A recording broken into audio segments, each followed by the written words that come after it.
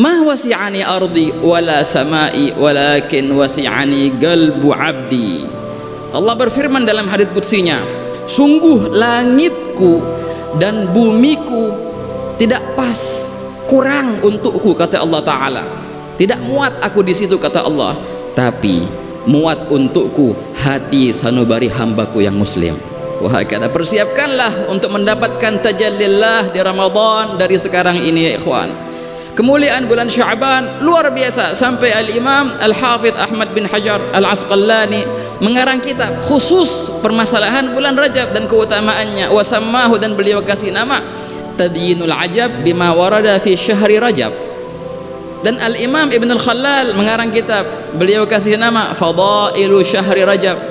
Ibn Rajab Al-Hambali membuat fasal yang khusus dalam kitabnya, bab khas di Rajab. Wahakadha Lataiful Ma'arif, dalam babnya ada khusus pembahasan tentang Rajab. Wahakadha ya ikhwan, kemuliaan demi kemuliaan yang kita dapatkan semua itu berkat Nabi Muhammad sallallahu alaihi wa ala alihi wa sahbihi wasallam. Bushra lana ma'syaral islami inna lana minal inayati ruknan ghaira munhadimi lamma da'allahu da'ina li ta'atihi bi akramir rusli kunna akramal umami. Kita menjadi umat yang paling mulia berkat Rasulullah sallallahu alaihi wasallam. Al-Imam Syafi'i mengatakan dalam muqaddimahnya kitab Ar-Risalah suatu ibarah yang jamilah ya ikhwan, yang semestinya ditulis dengan tinta emas. Kitab Ar-Risalah dalam ilmu usul fikih yang dikarang oleh Imam Syafi'i itu adalah kitab yang pertama dikarang dalam ilmu usul. Enggaklah Shinqiti dalam alfiyah usulnya, awwalu man allafahu fil kutubi Muhammad bin Syafi'i al-Muttalibi wa ghairuhu kanat lahu saliqah mithlu alladhi lil 'urbi min khaliqah. Nas Imam Syafi'i dalam muqaddimah kitabnya Ar-Risalah sebagaimana diriwayatkan oleh muridnya Ar-Rabi' bin Sulaiman Al-Muradi, beliau berkata begini, falam tumsi bina ni'matun zaharat wala batanat dunya au ukhra nilna biha hadzan fid dunya wa ukhra au rufi'a anna bala'un fihima au fi ahadin minhuma illa wa Muhammadun sallallahu alaihi wasallam al-ga'idu ila khairiha wal hadi ila rusydiha. Kata Imam Syafi'i, tidaklah ada kita mendapatkan nikmat, baik pun itu nikmat dunia ataupun akhirat, zahir ataupun batin. Bukan cuma nikmat akhirat ya ikhwan. Kalau nikmat akhirat sudah jelas semua berkat Nabi Muhammad, tapi juga nikmat dunia, nafas yang kau bisa hembuskan sekarang, udara, kendaraan, rumah, umur, dan setiap nikmat apapun, nikmat dunia ataupun nikmat akhirat, tidaklah ada semua itu. Dan juga tidaklah ada bala yang diangkat dari kita, baik pun bala akhirat atau bala dunia, semua itu melainkan Nabi Muhammad adalah wasilahnya, kata Imam Syafi'i. Wal hadi ila rusydiha, baginda adalah petunjuknya. Kalau bukan karena Rasulullah, tak akan ada nikmat apapun, nikmat dunia ataupun nikmat akhirat. Alhamdulillah ala hadhihi ni'mah, yang mana malam ini ikhwan kita memperingati karunia Allah yang terbesar yang Allah berikan kepada baginda Nabi Muhammad.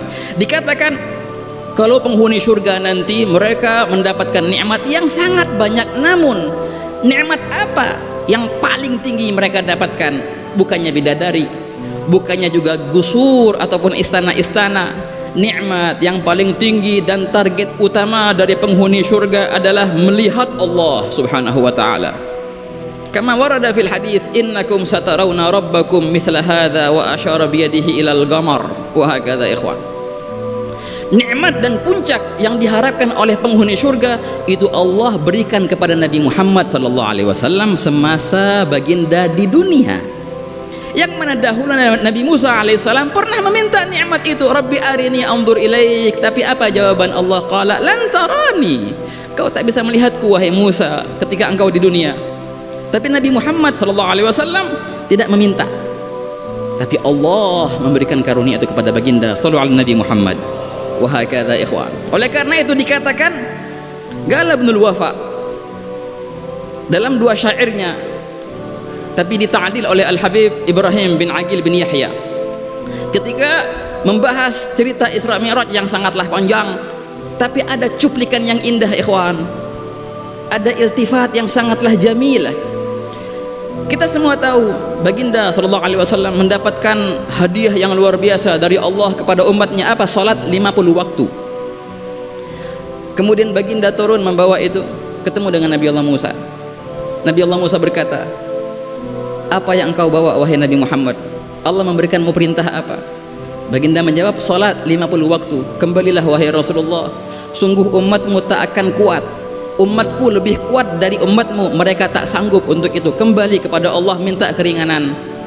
Baginda akhirnya naik, minta keringanan menjadi 45. Turun lagi, berapa sekarang? 45 wahai Nabi Musa. Naik lagi wahai Nabi Muhammad, tak akan sanggup umatmu. Dikurang lagi sampai 40, dan terus dikurangin sampai menjadi 5. Pas sudah 5, Nabi Musa tetap minta naik lagi, umatmu nggak akan kuat, 5 pun nggak akan kuat. Baginda berkata, sudah wahai Nabi Musa, cukup, aku sudah malu. Cerita ini sering kita dengar ya ikhwan.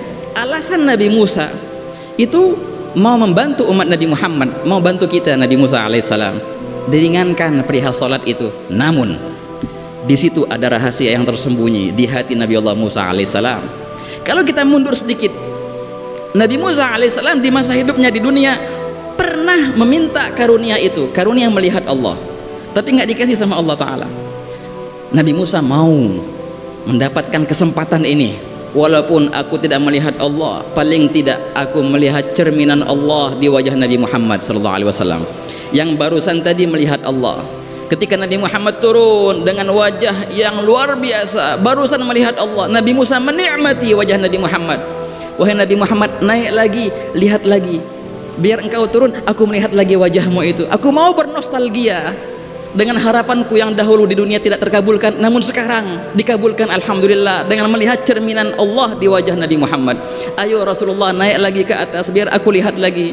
Naik lagi ke atas, pun sudah 5 waktu, naik lagi ke atas. Alasannya minta keringanan, tapi di hatinya bilang apa? Biar ane lihat cahaya Allah di mukamu. Wa masyirru fi Musa yuraddiduhu illa liyajtaliya husna jamalihi hina yashhadu. Tidaklah ada rahasia Nabi Musa membolak-balikkan Rasulullah dari atas ke bawah, melainkan ada sesuatu di hatinya liyajtaliya husna jamalihi, untuk melihat husna, keindahan Allah Subhanahu wa taala yang tercermin di muka Rasulullah sallallahu alaihi wasallam.